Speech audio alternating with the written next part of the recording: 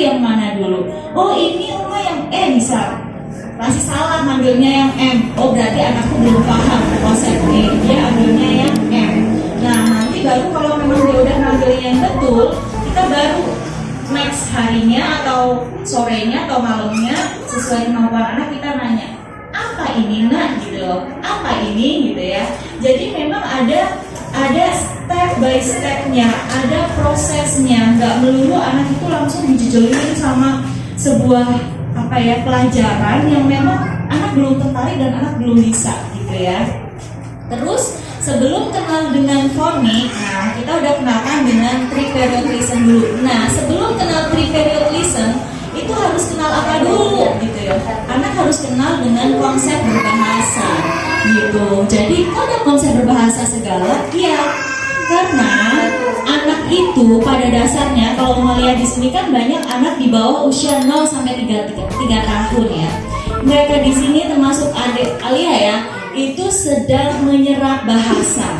Walaupun anak ibu lagi main mobil-mobilan, anak ibu lagi main apa gitu, mereka semuanya sedang menyerap bahasa gitu. Nah, menyerap suaranya siapa? Menyerap suara yang ada di lingkungannya. Jadi kalau ibu mau anaknya suka membaca, ya ibu harus sering-sering mendengarkan suara bacaan buku. Kalau ibunya pengen anaknya jadi hafiz Quran, ya berarti sering-sering mendengarkan ayat-ayat suci Al-Quran gitu loh. Nggak mungkin kalau misalkan anaknya, ya mungkin ada, cuman kan nggak banyak ya. Dia bukan orang tuanya nggak suka baca Al-Quran, tapi anaknya hafiz Al-Quran, ya itu udah takdir Allah yang luar biasa banget. Tapi pada dasarnya suara manusia itu adalah sumber dari anak belajar bahasa. Jadi bahasa itu bukan bahasa Inggris, bukan bahasa Indonesia. Oh ada yang tanya nih, Uma, saya itu harus ngajarin bahasa Indonesia dulu atau bahasa Inggris dulu? Ingat ya Bu, konsep berbahasa. Bahasa itu adalah yang saya katakan sekarang ini adalah konsep berbahasa. Jadi berbahasa itu berhubungannya sama berbicara. Berbicara itu berhubungannya sama konsep membaca. Jadi kalau memang berbahasa dalam sehari-hari menggunakan bahasa Indonesia, berarti ibu mengajarkannya membacanya bahasa Indonesia. Tapi kalau berbahasanya menggunakan bahasa Inggris di rumah, itu berarti ibu membacanya menggunakan bahasa Inggris seperti itu. Jadi tapi kok anakku udah bisa kok bahasa Inggris, misal ada yang bilang gitu. Bisa bagaimana ya ibu? Misal anakku tahu apple, anakku tahu banana. Nah sekali lagi konsep berbahasa itu adalah komunikasi dua arah. Misalkan tanya what do you like, misal anaknya bisa jawab I like reading Uma, misal gitu. Cuma kalau dia cuma bilang book, Uma aku mau book, Uma aku mau book, itu bukan konsep berbahasa. Itu anaknya belum dikatakan bisa mengenal bahasa Inggris. Nah, jadi boleh kok anak mengenal berbagai macam bahasa, tapi dengan catatan harus konsisten dan harus dibiasakan dalam kesehariannya. Nah, terus lanjut di anak bukan belajar bahasa, tapi anak menyerap bahasa. Itu ada di halaman yang awal-awal ya. Di situ ada. Oke, ini.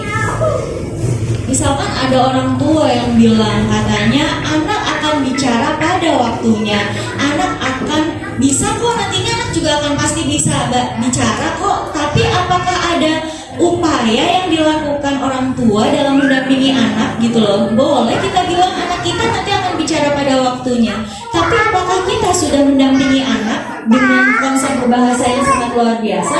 Karena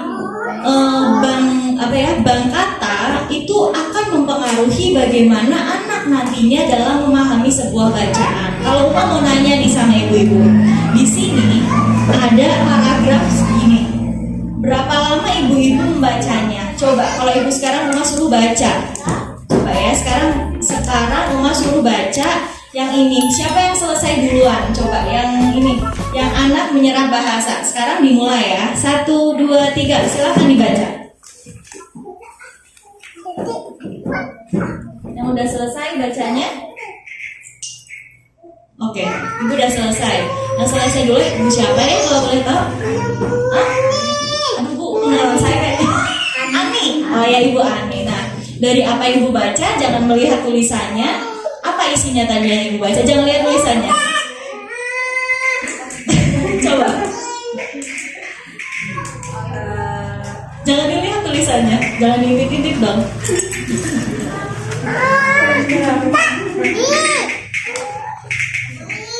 Nah, anak berbicara pada waktunya, anak bisa berbicara pada waktunya, ada yang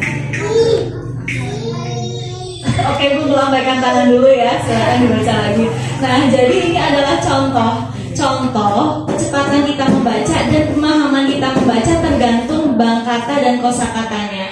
Bahkan kalau kita bilang nih, ketika anak merangkak itu adalah menguatkan otot-otot matanya. Jadi kalau kita baca itu kan kecepatannya berbeda ya. Misal nih ada orang yang baca dalam segini itu cuma sekian detik aja, tapi ada yang baca itu harus berulang-ulang. Nah, jadi konsep berbahasa ini sangat mempengaruhi di dalam konsep pemahaman bacaan anak atau orang tua gitu. Jadi ketika seorang anak nih ibu ya, dia ngoceh misal ba mama gitu kan. Kalau kita bilang kok yang diucapkan dulu itu kok papa dulu ya, nggak mama dulu ya, karena yang suka didengar itu adalah suara ibunya, dan ibunya itu sering banget bilang, Pak, udah beli nasi belum, nasi bungkus titipan ibu, misal gitu lagi. Pak, tolong dong lampunya mati, dimatikan. Pak, tolong dong nanti pulangnya beli minyak sayur. Akhirnya anaknya itu dengernya apa? Pak lagi. Jadi konsep berbahasa bukan karena ini bukan anakku, apa sih kok ucapnya papa kamu lu bukan mama duluan, karena memang si ibu ini itu sukanya bilang papa secara terus menerus. Itu dari suku kata dulu. Dari suku kata berubah menjadi kata yang baba berubah jadi baba nanti atau mama gitu. Akhirnya anak akan tahu tuh, terus menjadi sebuah kalimat yang sangat sederhana. Aku makan, nanti akhirnya menjadi kalimat yang sesuai susunan dan tata bahasanya. Mama, aku mau makan nasi. Nah, ini adalah sebuah proses perjalanan dan termasuk dalam proses membaca seperti itu. Nah, ini ada tahapan-tahapannya Ibu. Tahapan anak belajar baca tulis nih. Dari tahap pertama itu adalah usia 0 sampai 3 tahun. Kok masa anak usia 0 tahun boleh diajarin baca? Boleh, kenapa enggak? Kan karena proses membaca itu dimulai dari konsep berbahasa. Gak melulu langsung SPL kita sodorin nih nak belajar baca, bukan ini belajar baca gitu loh ya. Jadi ketika anak 0 sampai 3 tahun itu adalah anak menyiapkan kematangan motorik dan mental. Jadi ketika kita sering membacakan buku, nah kita menyiapkan mental anak dulu nih supaya suka sama buku, supaya suka sama bacaan. Terus kalau misalkan kematangan motorik, nah pada tahap 1 diusahakan anak sudah dapat berbicara ya. Jadi anak usia 0 sampai 3 tahun itu anak harus bisa berbicara secara lancar. Jadi berbicara lancar itu berbicara komunikasi 2 arah gitu loh. Jadi misalkan ibu ada anak sampai usia 3 tahun, kalau diajak ngomong itu masih lari-lari, itu berarti dia belum bisa mengenal konsep komunikasi 2 arah. Syaratnya anak belajar bahasa dan belajar kalistung adalah anak sudah bisa diajak tatap mata, udah biasa diajak komunikasi 2 arah, dan sudah mengerti yang namanya timbal balik. Kalau misalkan kita ditanya, nak kamu mau makan, berarti dia mau makan. Terus lakukan stimulasi motorik kasar dan motorik halus sesuai dengan tahapannya. Jangan lupa mengajak bicara dengan bahasa yang jelas dan fasilitasi anak ketika dia ingin bergerak. Ketika ada anak-anak nih ya ibu ya, dia memang masih bayi, tapi saya sarankan tidak menggunakan bahasa bayi, karena memang itu adalah konsep berbahasa. Kalau memang ada anak ngomongnya cedal, ada anak ngomongnya gagap, ada anak ngomongnya terlambat, itu pasti ada penyebabnya. Dan jangan bertanya kamu kenapa, jangan bertanya seperti itu sama anak, tapi tolong tanyakan pada diri kita, saya kenapa ya, ada yang salah nggak sama diri saya gitu loh. Jadi ketika ada anak, kok anak saya kayaknya terlambat ya bicaranya ya, jangan kita yang terus menekan anak, kamu kenapa sih kok nggak bisa ngomong kayak anak temen-temenmu yang lain, kamu kenapa sih diajarin baca kok nggak bukan seperti itu. Tapi konsep kita dalam mendampingi anak, apakah kita ini sudah sesuai dengan tata bahasanya atau belum, gitu ya. Terus nanti ada di tahapan 2. Nah nanti kita di anak usia 3 tahun itu sudah bisa dikenalkan dengan phonics. Ada beberapa pendapat yang mengatakan bahwa phonics itu tidak bisa digunakan di Indonesia. Ya betul, phonics tidak bisa dikatakan di Indonesia jika menggunakannya phonics English. Tapi kalau digunakannya dengan phonics Indonesia itu bisa. Bahkan di Malaysia, di Filipina itu juga menggunakan phonics. Bahkan di Arab itu juga pakainya kan phonics, ya kan, dari suaranya. Dari alif sama alif, a sama a itu kan beda gitu loh, dari suaranya gitu loh. Jadi bagaimanapun itu phonics bisa digunakan jika sesuai negaranya. Negara mana yang kita gunakan seperti itu. Nah, phonics itu sebetulnya apa sih? Phonics itu adalah bunyi. Kalau kita melihat hewan ya Ibu, kita melihat hewan, misal ini ada lebah nih ya. Ini lebah kupu ya? Kupu kali ya? Tahu deh kalau belum punya bukunya. Jadi ini tuh kan kupu-kupu ya. Jadi kalau kita bilang kupu-kupu, kupu-kupu ini kan ada bentuknya ya. Kalau kita bilang kupu-kupu gitu ya, itu ada bunyinya, suaranya kupu-kupu dari bunyi namanya. Dan mungkin kalau kupu-kupu saya nggak pernah dengar suara kupu-kupu ya. Kalau suara kucing itu kan ada suaranya, misal meow, ada suara kup-kup gitu. Sama seperti huruf itu ada bentuknya, sama seperti kupu-kupu, sama seperti hewan. Si huruf itu juga ada namanya, kupu-kupu ini namanya kupu-kupu. Nah, huruf itu ada namanya A, B, C, D, E, F, G, ya kan, itu namanya, nama hurufnya, dan ada suaranya. Kayak si hewan-hewan ini ada namanya, ada suaranya. Suaranya ada yang meong, ada yang kuku, ada yang zzz, gitu kan, istilahnya kayak lebah. Sama seperti phonics, sama seperti huruf itu ada suaranya gitu. Jadi huruf itu ada namanya, ada bentuknya, dan ada suaranya. Nah, suara itu adalah phonics. Nanti di terakhir kita akan praktikkan bagaimana sih kita praktik phonics gitu ya. Karena kalau saya lihat, kalau di lagu itu kan pelafalannya suka yang A, B, C, D. Nanti setelah itu kita akan merasa kita akan merasa bingung ketika mau ngeblending gitu loh. Caranya gimana ini? B sama A di blend caranya kayak gimana? Nanti kita akan praktik. Terus ada tahapan 2 nih. Tahapan 2 ini nanti akan masuk ke dalam ini adalah yang direct method. Jadi yang udah secara langsung, yaitu menggunakan SPL. Ini adalah SPL dan ini di sini nanti ada LMA. Harus pakai kayak gini ya. Ini sebetulnya yang versi DIY ya Ibu ya. Ini adalah yang versi DIY. Jadi nggak apa-apa pakai kayak gini gitu. Tapi ada yang dari kayu gitu, biasanya dari kayu, dan di sininya dari amplasnya, dan ada LMA. LMA itu adalah large movable alphabet, tapi nggak selalu semuanya large.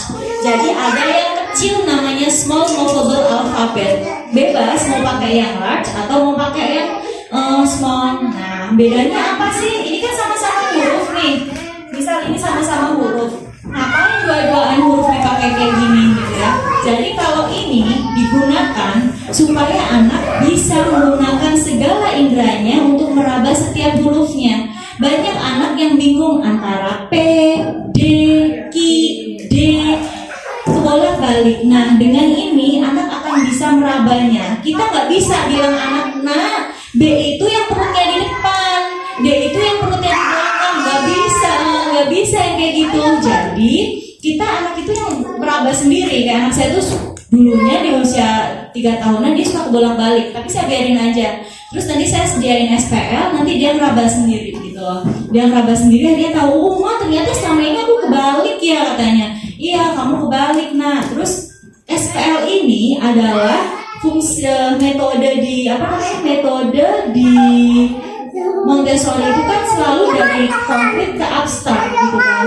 Jadi memang ya ini sih bentuk konkretnya gitu loh. Ini bentuk konkretnya. Tapi nanti anak bisa nggak ke abstraknya? Bisa. Karena kalau Miss Rosa bilang kita hidup itu kan dikonkreti, sesuatu yang konkret itu kan sekarang ini sesuatu yang konkret, dan nanti ujungnya itu adalah di alam baka, sesuatu yang abstrak. Kalau saya tanya, ibu meyakini surga neraka nggak? Meyakini kan ya, tapi ibu pernah nggak ke sana? Oh belum ya. Jadi memang ada keyakinan di situ, sama aja di Montessori seperti itu. Nah, terus di usia 3 tahun lagi, di usia 3 sampai 5 tahun, nanti baru nih masuk ke tahapan seri merah muda dan seri biru. Nggak langsung ujuk-ujuk langsung anak saya udah bisa nih merangkai LMA langsung dikasih buku, itu tuh nggak bisa. Jadi ada tahapannya supaya anak bisa memahami sebuah bacaan dengan sangat mudah. Kalau di seri biru, di seri merah muda itu biasanya menggunakan kalimat terbuka, yaitu konsonan, vokal. Jadi kata-katanya seperti apa? Seperti kata mama, papa gitu ya. Tapi di sini yang diperkenalkan pertama kali adalah dengan menggunakan kata-kata benda. Gitu loh, misalkan meja, gitu loh, ini meja. Nanti anak akan ngerti, oh meja itu adalah kata benda gitu ya. Baik, oh baik itu adalah kata sifat. Nah, kenapa di Montessori itu dibagi-bagi antara seri merah muda, seri biru, dan nantinya akan ke seri hijau. Nggak bisa yang langsung saya udah bisa nih nge-blending, kasih aja buku disodorin. Iya bisa baca, tapi nanti tujuan akhirnya anak bisa baca itu bukan untuk dia menyuarakan aja, tapi dia harus bisa memahami apa yang dia baca, seperti itu. Terus nanti ada di tahap 4 nih, di tahap 4 itu anak belajar grammar. Kalau grammar ini kan di bahasa Inggris. Nah, Mas kali ini bukan ngajarin tentang metode baca di bahasa Inggris, tapi Uma memang menampilkannya slide-nya bahasa Inggris. Nah, kalau grammar di sini itu sendiri adalah kita menyediakan permainan-permainan yang memang memfasilitasi anak supaya anak tahu nih mana yang kata benda, mana yang kata sifat. Kenapa kalau kita beli seri biru muda, seri pink itu loh yang kartu-kartunya, itu kok ada gambarnya, ada tulisannya supaya anak memahami mana makna dari kata benda dan makna dari sebuah kata sifat gitu. Dan baru nih kalau udah masuk ke usia 6 tahun, anak baru belajar fonogram. Kalau fonogram itu kalau di bahasa Inggris itu kan biasanya ada yang kayak tulisan CH gitu loh. Misal kalau bilang cair, kalau di bahasa Inggris cair itu kan bukan chair tapi chair, misal kayak kursi gitu kan. Terus kalau pintu itu kan bukan door gitu kan, bukan gitu kan, tapi door misal gitu. Nah itu adalah fonogram. Nanti kalau biasanya anak yang menggunakan fonik bahasa Indonesia nantinya akan lari ke dalam fonik bahasa Inggris, itu nanti langsung di seri hijau ini. Jadi kayak anak saya, dia langsung bisa membaca buku bahasa Inggris langsung di yang bagian biru. Tapi kalau yang di bagian hijau dia terbata-bata karena bingung. Misalkan dia mau baca vegetable, itu kan ada B sama LE digabung ya. Nanti kalau dia baca jadi vegetable gitu loh. Jadi kalau anak fonik dia membunyikannya dari persuaranya gitu. Nah, terus bagaimana nih anak biar suka belajar nulis dan baca gitu ya? Supaya anak suka menulis dan baca, ibu-ibu di sini jangan teriakin anak-anaknya, "Nah, ayo sini belajar membaca," bukan begitu. "Nah, ayo sini kita belajar fonik," nggak kayak gitu. Jadi pengalaman saya pribadi ketika mengajarkan Gani membaca itu adalah diri saya sendiri dulu nih yang belajar. Jadi saya belajar fonik sambil masak, saya nyanyi lagu fonik, sambil cuci piring saya nyanyi lagu fonik. Itu yang saya alami beneran. Saya cuci piring itu sambil A untuk apel, A, terus B untuk bola. Kok beli ya bah? Itu nggak masuk akal ya. Dulu tuh saya kayak gitu di tahun lalu. Terus saya tanya sama suami, itu nggak masuk akal. Coba kita cari tahu ya, kenapa B itu kok bunyinya B. Akhirnya suami saya itu membayangkan, katanya, bayangkan kalau huruf B itu berjejeran banyak, nanti apa yang akan suara? Itu kan bukan B, bukan B. Kalau kita bilang B itu kan ada komponen E sama H gitu kan, itu baru B. Tapi kalau B itu sendiri kan bunyinya kan, jadi mulutnya itu tuh kita itu dikatupkan terlebih dahulu, baru diketupkan gitu. Jadi bukan B. Kenapa kok Miss Lala beliau bilangnya B? Karena itu dilakukan. Kalau kita ikut seminarnya, ikut workshopnya atau ikut kelasnya, nanti beliau nggak bilang B lagi gitu. Terus prosesnya itu gimana sih biar suka belajar nulis dan baca? Itu ada yang pertama yang Ibu, yaitu adalah menyiapkan metode indirect yang pertama itu.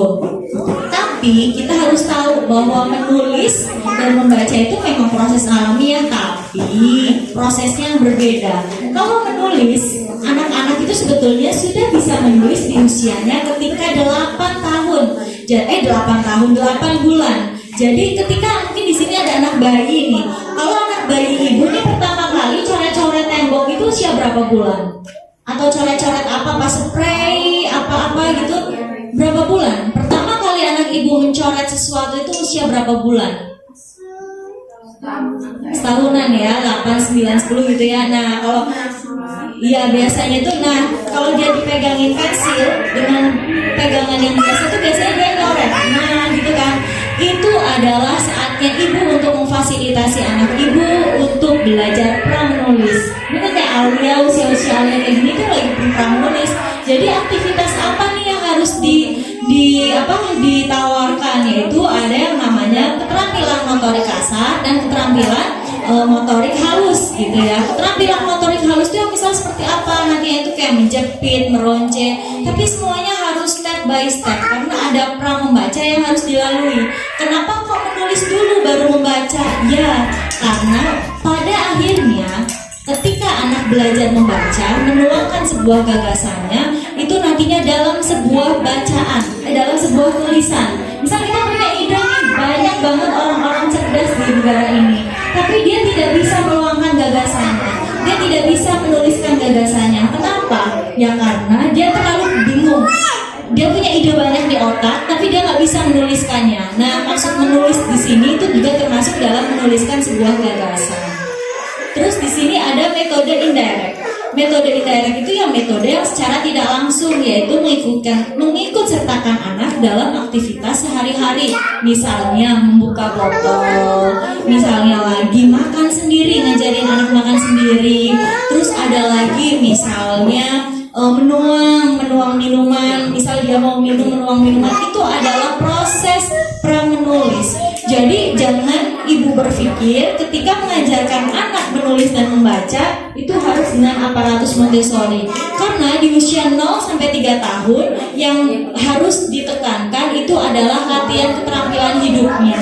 Jadi kalau saya lihat semakin anak-anak diikut sertakan dalam latihan keterampilan hidup, jadi kemandiriannya semakin oke, maka anak-anak itu akan semakin mempunyai daya intelektual yang tinggi. Jadi dia diajarin cuci piring, cuci motor, cuci sepatu, beneran. Jadi memang kalau cuci piring itu kan main spons, ya udah itu nggak usah, kalau ditanya aku nyiapin permainan apa ya, bingung, ya udah ajak anak ibu aja cuci baju, ajakin anak ibu aja jemur baju, ajak anak ibu aja cuci piring. Memang prosesnya jadi berantakan, tapi di situ anak ibu jadi belajar. Jadi kita sendiri sebagai orang tua itu kan jadi nggak bingung ya nyiapin DIY, tapi di sisi lain anak ibu juga belajar gitu.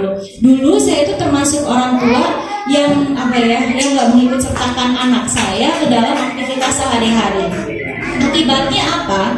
Anak saya terlambat dalam proses memegang pensil. Jadi saya megang pensilnya itu terlambat dan bisa megang pensil dengan betul di usianya 3,5 tahun. Jadi itu benar-benar butuh effort. Kalau ada yang bilang misal nanti anak juga bisa dengan sendirinya, ya oke, anak bisa dengan sendirinya. Tapi ketika anak bisa sendiri di usianya di atas 6 tahun, saya minta ibu-ibu itu lebih sabar dari sekarang.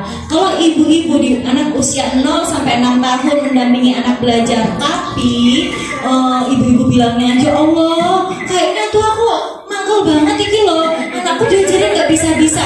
Nah itu belum seberapa. Nanti kalau anak ibu udah di usia 7 tahun, nanti ibu mendampingi anak usia 7 tahun itu lebih effortnya lebih luar biasa lagi gitu. Jadi kalau anaknya masih segini itu ya udah didampingin aja dengan penuh sukacita tuh. Kalau misalnya ada anak lagi pegang pulpen, dia anteng lagi pegang pulpen gitu, ya udah dibiarin aja. Tapi dibiarinnya jangan berarti mau coret-coret spray dibiarin aja, coret-coret tembok dibiarin aja, nggak seperti itu. Jadi ini sudah masuk ke metode indirect. Jadi anak ibu sudah belajar pramenulis dan pramembaca gitu. Bahkan kalau tulisan-tulisan kita amati, sebetulnya di usia 1 tahun itu nanti anak biasanya sudah bisa tulis kayak nulis huruf I ya, di garis I gitu ya. Di situ kita bisa bilang sama anak, wah terima kasih nak, kamu sudah berhasil ya menulis huruf I gitu. Jadi apapun, jadi apapun yang anak ibu lakukan itu adalah proses pembelajaran. Walaupun kadang terkesannya itu kok, aduh kok kayak aku anaknya nggak bisa diem ya, diajak duduk aja nggak bisa, karena anak belajar itu nggak harus dengan duduk diam. Terus yang kedua itu adalah dengan phonemic awareness, jadi kesadaran fonemik atau kesadaran bunyi. Anak-anak akan sadar bahwa setiap huruf, setiap kata itu ada bunyi-bunyiannya. Misal kalau kita bilang sama anak kayak gini, ayah, coba ayah, ya huruf depannya A ya nak ya. Terus mau bilang apel, huruf depannya A gitu. Itu juga tebak-tebakan kayak gitu udah termasuk phonemic awareness, udah termasuk dalam belajar fonik. Tapi orang tuanya harus tahu dulu nih bagaimana cara membunyikannya gitu. Lewat bernyanyi, lewat bercerita, ketika kita membacakan buku itu sudah termasuk di dalam. Terus itu ada tambahan slide ya sebetulnya, tapi belum masuk di sini. Itu mau bercerita tentang mental insight. Nah, mental insight ini digunakan di dalam metode direct method juga ya, masuk ke dalam direct method. Jadi yang pertama ada indirect method. Indirect method itu adalah kegiatan yang berhubungan dengan menuang, menulis, merocek, menjepit, itu adalah metode indirect. Jadi apapun yang berhubungan dengan latihan keterampilan hidup itu adalah metode indirect. Tapi kalau metode direct itu adalah sudah berhubungan dengan SPL, mental insight, LMA, jadi sudah masuk ke dalam alatnya, sudah masuk ke dalam ballpointnya, itu sudah masuk ke dalam mental insight. Terus kok kayaknya ribet banget ya, mau belajar baca aja, ada kok buku nih yang ngajarin anak bisa baca dengan cepat misal gitu. Tapi ibu percayalah, ketika anak mau belajar bicara aja, anak ibu nggak langsung tuh bicara, aku mau makan bu, itu nggak seperti itu. Tapi butuh proses ya kan, anak bilang wah gitu, yang ini anak ngomong apa, terus habis itu ngomong ba ma proses lagi kan, dari ba mama tahu mama ada prosesnya. Jadi kalau memang ada sesuatu yang menawarkan instan, tapi yang saya tanyakan lagi di sini, apakah hanya sekedar cepatnya saja, ataukah nanti di tujuan akhirnya anak juga paham gitu loh. Jadi kalau memang jangka panjangnya itu apa sih gitu loh. Nah, kalau mental insight ini itu adalah tahapan untuk di pramenulis. Nah, bentuknya itu seperti ini ya. Nah, ini kayak gini tuh mental insight. Jadi ini digunakan untuk menulis, fungsinya itu ada macamnya, itu ada 10 macam gitu ya. Di sini Uma jujur sebenarnya pengen praktekkan ini, karena dengan alat ini atas izin Allah tuh Gani bisa nulis megang pensil dengan benar gitu loh. Jadi yang awalnya megangnya kayak gini, terus bisa dengan sendirinya tanpa disuruh. Dan jangan pakai alat yang kayak yang di online itu loh, yang jarinya dimasukin gitu, itu jangan dipaksain, karena itu sesuatu yang instan itu nggak bagus. Nah terus kalau misalkan mental insight itu harus ya Uma, kalau memang nggak mau pakai mental insight, berarti ibu-ibu di sini harus memberikan aktivitas pramenulis seperti menjepit, menuang, merocek, apalagi ya, pokoknya sejenis itu, menggunting, itu harus dengan aktivitas yang sangat banyak seperti itu. Terus nanti selanjutnya itu di halaman yang ada tulisan sandpaper letter.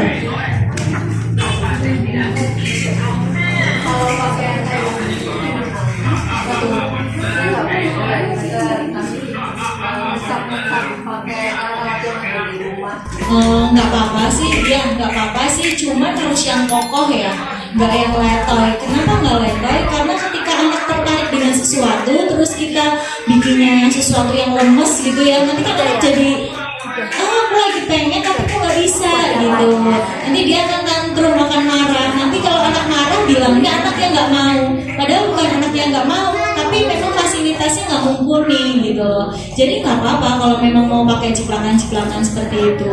Cuman kalau dipakai mental insight itu kan ada namanya, ada tray-nya. Jadi di tray-nya itu nanti bisa megang sendiri gitu loh. Jadi kalau dia nggak pegang pensilnya dengan benar, itu nggak akan ada tulisannya, nggak nampak gitu loh. Jadi dia akan observasi sendiri, kayak gini, dipegang kayak gini, ini gimana sih kok nggak bisa anaknya itu gitu. Terus coba terus nanti kita nawarkan ke anak, mau Uma contohkan nggak nak? Terus nanti kita mencontohkan. Nanti anaknya biasanya berbut, coba aku juga bisa. Nanti wah aku berhasil, ternyata begini caranya gitu. Jadi memang ada prosesnya. Kalau kita pakai cepelakan kayak gitu kan biasanya geser-geser, ya kan? Tapi kalau di metal insert itu enggak. Mungkin kalau ngeliat di Instagram nanti ada deh yang lagi main metal insert gitu ya. Bahkan ada desainnya. Sebelum kita menawarkan metal insert itu ada desain yang kita siapkan supaya anak bisa melihat. Oh, contoh bikin metal insert itu seperti ini ya. Gitu bukan cuma kita nyiapin beli metal insert 700.000 ditaruh di rak bermain anak, itu nggak yang kayak gitu. Jadi kira-kira tuh anakku lagi suka yang lingkaran nih, udah disiapin aja satu lingkaran itu gitu mah. Jadi nggak yang langsungan banyak. Atau kalau kita mau pakai ciplakan itu harus benar-benar yang tidak menyulitkan anak gitu. Terus ada yang namanya SPL ya. SPL itu kan berupa alat untuk membantu anak mengenali huruf, ya kan? Terus ciri khasnya adalah teksturnya kasar. Nah, di sini udah ada, itu teksturnya kasar. Dan diharapkan ibu-ibu kalau mau mengajarkan anak membaca atau menggunakan SPL itu pakai huruf kecil dulu, nggak boleh huruf besar dulu. Kalau kita beli poster di pasar atau di mana itu kan huruf gede dulu, kebanyakan huruf besar ya. Itu enggak, tapi pakainya huruf kecil. Kenapa? Kalau kita amati di buku-buku seperti ini daunnya kebanyakan huruf besar atau huruf kecil? Huruf kecil. Jadi supaya anak familiar dengan tulisan. Nah, jadi membiasakan itu ya udah diajarinnya huruf kecil. Jadi anak itu nggak bingung gitu. Terus ada yang selanjutnya itu nanti ada yang namanya large movable alphabet atau small movable alphabet. Itu kayak gini ya ibu-ibu bentuknya. Jadi memang ada yang berwarna merah, ada yang berwarna biru. Kalau ada yang nanya, tapi aku pernah lihat di online shop itu ada yang warnanya hitam, ada yang warnanya merah. Itu sama nggak? Sama aja. Cuma beberapa negara ada yang menggunakan warna merah dan warna biru, ada yang menggunakan warna biru dan warna merah. Warna merah dan warna hitam, dan ada yang menggunakan warna merah dan warna biru. Itu sama aja, nggak beda. Terus ada yang namanya matching card. Jadi setelah anak sudah menggunakan si movable alphabet ini, nanti anak bisa nih ibu-ibu menyamakan gambar sama tulisannya. Kayak di situ kan ada gambar bed, terus ada gambar bednya, terus ada bed, terus di situ ada gambar bednya. Jadi anak itu gak hanya menyuarakan saja, tapi anak tahu maknanya. Anak ngerti, oh ternyata itu adalah tas ya gitu. Tulisan tas itu berarti A sama S gitu. Jadi memang ada tahapan-tahapannya, nggak yang langsung blok anak tuh langsung baca buku terus nanti anak susah memahami di akhirnya. Terus anak bisa membaca itu tidak sama dengan anak bisa memahami sebuah bacaan, ya kan? Jadi banyak anak bisa membaca cepat, tapi tidak semua anak bisa memahami bacaan dengan cepat, gitu loh. Jadi bagaimana sih supaya anak bisa memahami bacaan? Kalau saya tuh ada beberapa yang mengikuti webinar saya terus bilang katanya, tapi anak saya udah bisa baca cepat gitu. Oke, gak apa-apa anak ibu bisa cepat, tapi tujuan ibu selama mendampingi anak itu tujuannya mau supaya anak hanya bisa membaca atau bisa memahami bacaan. Karena gong di terakhir dalam sebuah membaca itu kan adalah memahami bacaannya, seperti itu. Jadi proses membaca itu dari mengenalkan fonik dan simbol hurufnya terlebih dahulu, menganalisa fonik dari kata yang dirangkai, interpretasi makna, baru membacakan nyaring gitu loh. Jadi anak pun bisa membaca nyaring gitu kan. Terus proses read aloud itu si anak read aloud, ini read aloud versi buat anak ya, buat anak yang sudah bisa membaca.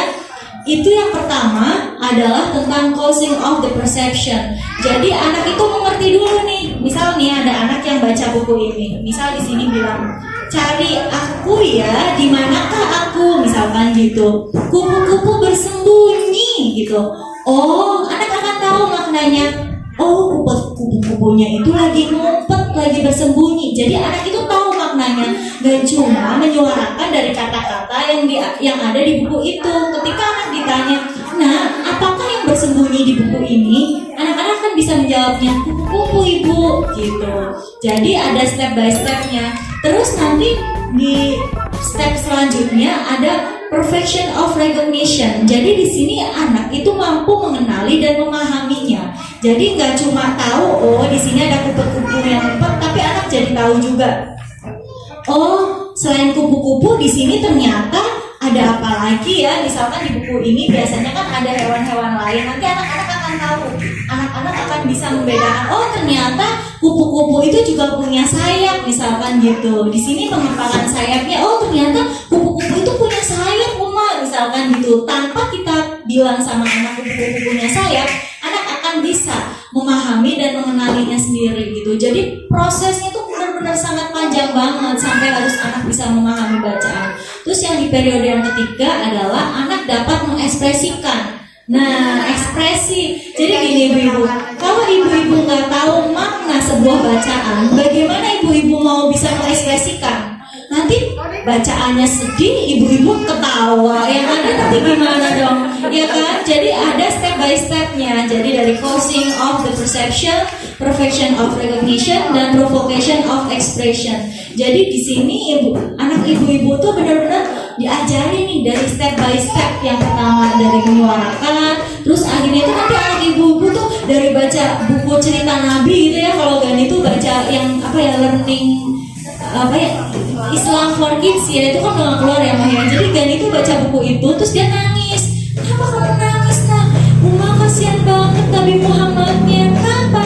Dari kecil udah ditinggal sama bapak ibunya. Saya di situ terbengong dalam artian, oh ternyata memang ada prosesnya gitu loh, nggak sia-sia. Yang kadang saya itu cuma bingung, ini saya udah beli LMA kok nggak dipakai-pakai gitu ya. Ternyata ada masanya gitu. Tapi boleh nggak sih Nah kalau kita nggak pakai LMA gitu, kita nggak pakai SPL nggak apa-apa, pakai beli yang DIY juga nggak apa-apa. Tapi dengan catatan ibu-ibu di sini harus menyediakan sesuatu yang sesuai faedahnya.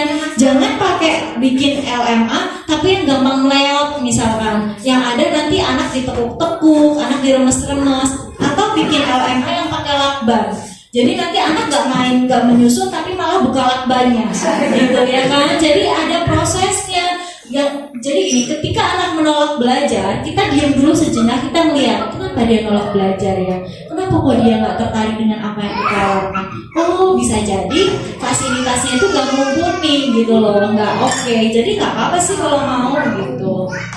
Terus nah, di sini ada hal yang harus dicapai dalam membaca. Ini versinya Maria Montessori, yaitu ada pronunciation allow the word. Jadi yang tadi membaca narik, mengenal kata, mendengarkan kata, produksi bunyi, memahami makna, serta nantinya bisa membaca dengan keras. Dan juga ada interpretation of the meaning, artinya memahami sebuah makna. Jadi kalau memang di sini kalau misalkan ada ibu-ibu bilang anaknya pengen cepet, ya nggak apa-apa, pengen cepet silahkan gitu. Tapi maknanya itu juga harus diimbangi dengan maknanya. Karena apa ya? Karena kayak misalkan anak makan deh, anak mau makan, mau sekedar anak makan habis banyak, atau dia juga belajar kemandirian. Dalam artian dia belajar makan sendiri, gitu loh. Ya udahlah, mendingan anakku disuapin aja biar makannya banyak, misal gitu. Tapi ketika dia disuapin makan banyak, dia tidak belajar namanya nyuap. Dia nggak ngerti namanya konsep lapar dan kenyang. Dia nggak bisa belajar perang menulis di dalamnya. Itu yang saya alami. Jadi dulu saya mikirnya udah deh, yang penting Gani makan banyak, yang penting makannya habis, terus cepet habis. Kalau anak cepet makan cepet habis, nanti kan aku bisa kerjaan kerjaan lain gitu kan ya, biasanya ibu ya. Tapi di situ anak nggak belajar konsep yang namanya perang menulis. Jadinya nanti ketika anak 3 tahun, kalau makan megang sendoknya masih kayak gini gitu loh. Jadi butuh proses lagi buat ngajarin. Itu yang saya alami. Jadi kenapa saya belajar Montessori itu karena saya merasakan manfaatnya gitu loh. Bukan karena mungkin Montessori digandrungin sekarang ya lagi booming banget, itu enggak. Tapi karena manfaat yang saya rasakan, saya adalah maksudnya saya itu orang yang sabarnya itu limit. Jadi ada limitnya gitu. loh. Jadi ketika saya Gani di usia 2 tahun itu saya mau di puncak mau marah, itu di stop, kayak ada yang nyetop gitu loh. Kok saya kelepasan marah kayak gini ya gitu loh. Saya harus apa gitu loh. Saya bingung, sedangkan masa kecil saya itu masa kecil yang gak oke gitu loh. Saya harus butuh pertolongan ini. Saya harus kemana? Akhirnya saya baca-baca dan saya ketemulah ke Sisinolo, ketemu sama Montessori. Di situ benar-benar mendampingin proses pembelajaran saya sampai anak saya bisa bilang Uma nggak pernah marah gitu. Padahal kalau orang tua dan keluarga saya itu mengenal bahwa saya itu orang yang gampang marah gitu loh. Tapi ketika mendampingi anak, saya bisa mendapatkan stok sabar yang tanpa batas itu karena saya belajar gitu. Jadi kalau ditanya kenapa belajar Montessori, karena saya pengen sabar gitu loh. Jadi bukan karena pengen ini dan itu. Terus ketika mengajarkan anak matematika itu juga dengan proses yang sabar. Misalkan Gani nolak, oh ya udah gitu. Gani pengen main yang lain. Kalau dulu enggak, udah dibikinin susah-susah ya Allah, nggak dimainin. Jadi kalau saya udah Gani nggak mau main ya udah gitu. Terus kalau misalkan apa ya, jadi tuh gimana ya? Waktu kecil tuh saya tuh sering dipukul, sering dicubit, sering dapetnya tuh saya banget gitu loh. Jadi bayang-bayangan itu tuh masih ada sampai Gani tuh pernah waktu itu tuh cerita nih ibu, Gani tuh mau bobo, di bobo ini tuh dia pup di celana, terus kok nggak tidur, terus akhirnya Uma kok katanya di usia 2 tahun itu siapa yang lebih berdekat kan udah baca sampai 10 buku, ternyata kok anaknya pup sambil tidur, ya Allah ya Robby. Terus akhirnya ayo kita ke kamar mandi, tapi sambil ngomel lah. Terus tuh udah pengen, tangannya tuh udah pengen kayak nyetot banget gitu loh ya. Terus tapi ketika tangan mau bergerak itu tuh yang kayak ada yang nyetok gitu loh. Ada ruangnya tuh ada yang nyetok. Terus Ganinya nangis, maaf aku kebelet katanya, maaf aku kebelet gitu ya.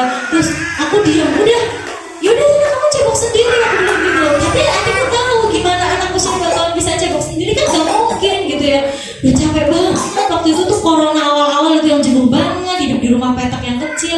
Terus akhirnya udah deh aku telepon suami kan, udah pulang cepet ya, kayaknya ini aku lagi gak bisa sabar, aku bilang gitu. Terus suami pulang cepet, terus selama semalaman itu tuh introspeksi ya, wah hampir banget ini tanganku melayang ke anakku gitu loh, hampir banget gitu loh. Terus akhirnya suami bilang katanya, ya harus kalau kamu butuh ke psikolog aja nggak apa-apa, kalau kamu butuh ke psikiater, kamu ke psikiater aja nggak apa-apa katanya. Ya udah deh, akhirnya mutusin buat ikut diploma, tapi waktu itu kan nyari harga yang agak miring itu nggak ada kan ya. Terus di compare A sama yang A sama yang HA, yang B sama yang HA. Akhirnya saya mutusin buat MHA karena memang kan nggak ada yang tatap muka langsung kan. Jadi udah saya pilih MHA gitu. Akhirnya saya pilih MHA dan ketemu ketika di kelas filosofi itu ibu ya, di kelas filosofi itu yang nangis itu nggak ada hentinya, bener-bener yang kayak nangis, kayak saya tuh mikir ada sebuah kata yang menyadarkan saya, maksudnya kayak gini, anak itu kan titipan Tuhan ya. Kalau kadang tuh kita nitipin sesuatu sama orang lain, saya aku nitipin buku nih sama Mama Novika, bukunya nggak dirawat kan otomatis bukunya saya ambil kan. Nah, saya nggak mau nitipin ke Mama Novika deh gitu loh. Apalagi kalau anak itu titipan Allah, udah dititipin, nggak dirawat, nggak dikasih kasih sayang, Allahnya marah, Allahnya matilah anak itu gitu loh.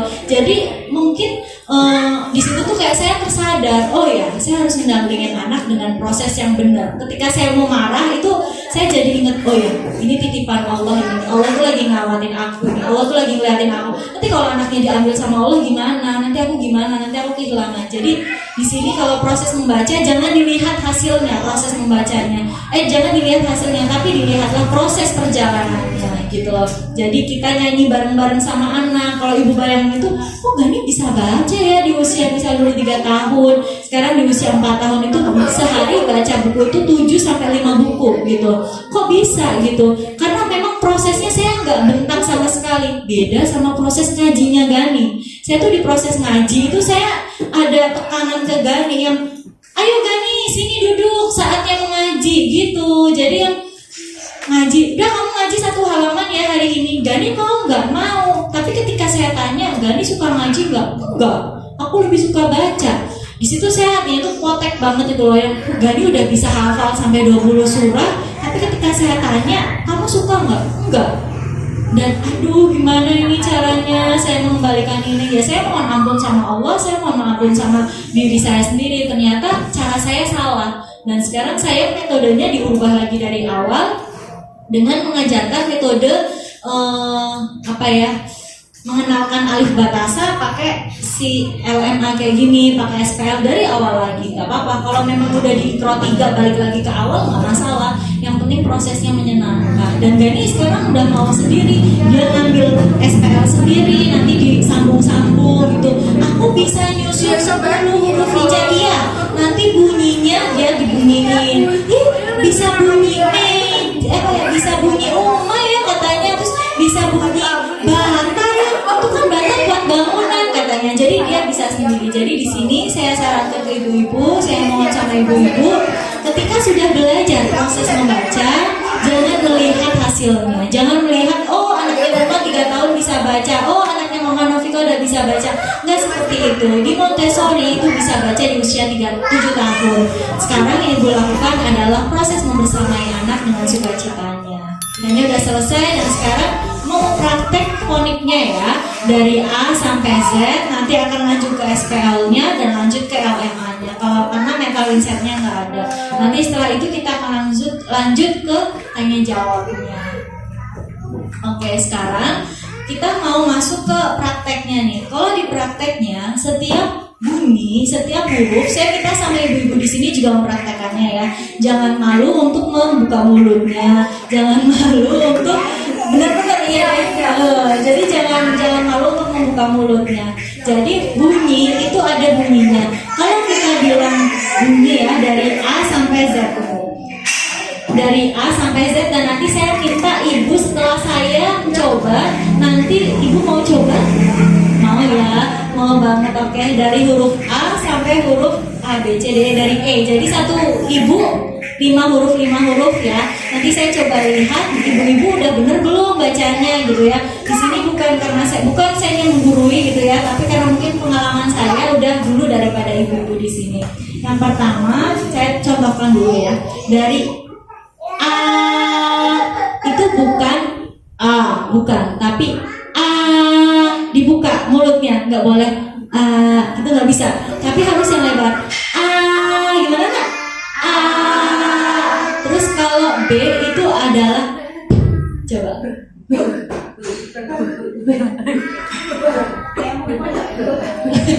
bukan B, tapi coba ibu mulutnya dikatupkan terlebih dahulu.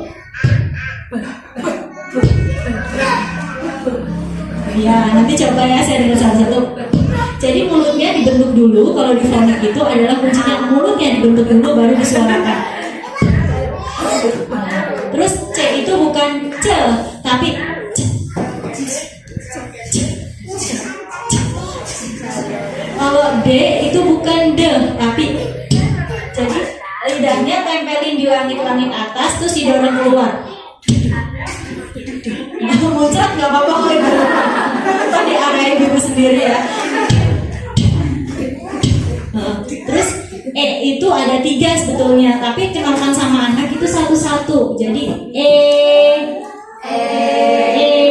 tapi kalau mungkin iya kok gitu. Terus ada A, B, C, D, F. Kalau F itu adalah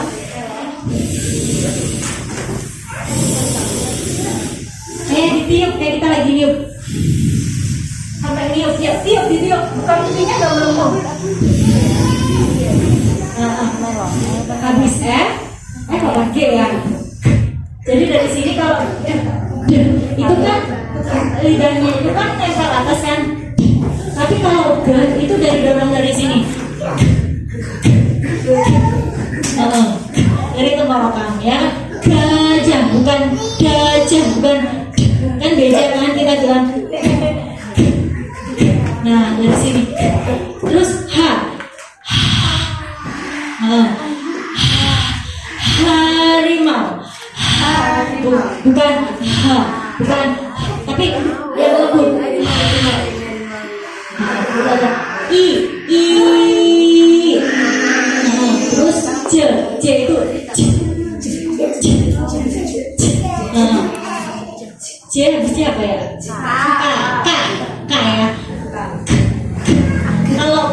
dari sini, kalau ke itu dari sini. Kalau ge itu kan ge. Kalau ke itu kan ini kalau tangganya dengar kepikiran apa ya? Gitu kan. Ada. Terus kalau misalkan L itu bukan, coba ibu-ibu kalau bilang L bunyinya apa? L kan? L itu bukan L. Coba ibu-ibu lidahnya dijulurin dulu, pasti suarakan. Kalau masih ada bunyi L-nya itu belum benar. Kita kalau mau bilang lampu itu bukan bilang lampu, kan bilangnya bukan lampu, tapi kita bilangnya lampu. Jadi di bentuknya di jadi lidahnya di. Terus M, coba ibu bilang. Nah, kan bukan tapi lebih mulutnya dibentuk dulu. Jadi pesan saya ketika mau berfonik mulutnya dibentuk dulu, baru disuarakan. Bukan bukan, tapi mama, bukan mama, gitu kan? Kenapa kok anakku diajarin fonik nggak ngerti ya? Padahal udah sebulan, 2 bulan, mungkin ibu bilangnya yang ada anak ibu bingung. Huruf yang depannya apa nak? Anaknya bingung kan, roaming. Itu apa? Coba kalau kita bilangnya apa coba depannya? Meja, mama gitu. Kalau itu bukan itu bukan, tapi lidahnya tempelin yang di bagian atas dulu, terus kita bunyikan gitu. Dan jangan malu buat membuka mulut di depan anak. Pokoknya itu nanti habis P ya. Beda sama B. Kalau B itu kan, kalau P itu kan. Nah, jadi suaranya beda. Bahu. Terus ada perahu. Coba kalau saya itu kalau bingung itu biasanya saya mengucapkan sebuah kata, nanti saya tekankan di awal. Misalkan saya bilang papa gitu. Jadi ini juga salah satu cara supaya anak bicaranya lancar. Kadang kita kalau ibu-ibu kan kalau ngomong gitu kan, kalau ngomong anak yang belum jawab, mau nasi goreng apa nasi apa gitu kan cepat kalau ngomong ya kalau ibu-ibu ya. Nah jadi kalau fonik itu juga bisa digunakan buat anak-anak yang speech delay. Jadi kata-katanya itu lebih lambat. Misalkan mama mau makan, misalkan seperti itu. Jadi ada konsep-konsepnya gitu. Terus habis M, N, O, udah P, Q. Kalau Q itu bukan cool, tapi ku. Karena ada katanya itu suka Quran. Kan bukan kan nggak bisa, tapi Quran gitu. Jadi kalau kita berfonik itu benar-benar melafalkan sesuai hurufnya, sesuai penekanannya. Ada yang diletupkan, ada yang ditekan, dan ada yang dilepas gitu ya. Terus ada Q, ada R. Kalau R itu adalah kalau ibu-ibu cedal, tolong jangan dipraktekkan di depan anak. Jadi diganti aja, R itu di skip, diganti sama yang lainnya. Kalau anak cadel kan bukan tapi nanti yang anak-anaknya bingung kan jadinya. Jadi lebih baik rusak rambut misalkan gitu. Nanti kita tebak-tebakan sama anak tuh bisa dari usia yang udah bisa ngomong gitu. Nah misalkan kita main dino, huruf depannya apa ya tadi ya? Dino. Nanti anak akan familiar. Nanti walaupun anaknya bunyinya D itu nggak apa-apa kan, karena memang mungkin di awal udah diajarkan nama hurufnya dulu sebelum bunyinya. Terus ada apalagi itu tadi? Ada Q, R, S. Kalau S itu kayak medesis, bukan es gitu ya, tapi lebih ke sapi gitu ya. Habis S, R, S, T. T itu adalah, jadi kalau itu kalau teh itu digigit.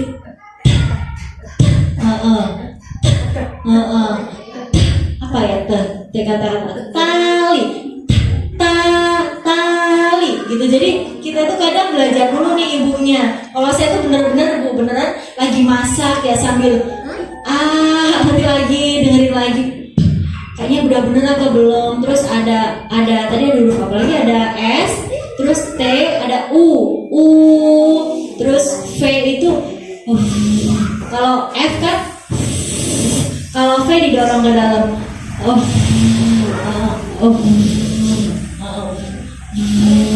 Terus ada W itu wajah. Itu kan bukan tapi gitu. Terus habis W apa tuh? X. Nah kalau X itu kayak gabungan huruf K sama S. Xilofon. Terus apa lagi huruf X ya? Gitu. Terus ada huruf Y. Y itu adalah Y. Bukan Y tapi Y. Terus ada Z. Kan beda. Kalau S itu lebih halus. Kalau Z itu ya. Jadi lebih tebal. Jadi memang kalau ibu-ibu mau berfonik nanti itu tuh kalau kita fonik ya ibu-ibu nanti itu ada kayak luar biasanya itu bener-bener anak itu nggak diajarin ngeja, nggak diajarin menghafal. Nanti tiba-tiba dia tulisan sendiri, nanti dia akan baca dengan sendirinya. Nanti gitu. Jadi anak-anak dengan sendirinya kayak gitu. Nanti lama-lama akan semakin lancar. Jadi ada anak yang baca itu nggak langsung di seri merah muda, tapi langsung di seri hijau. Tapi itu apa ya? Nggak semua anak seperti itu. Tapi lebih baiknya dimulai dari seri merah muda terlebih dahulu gitu.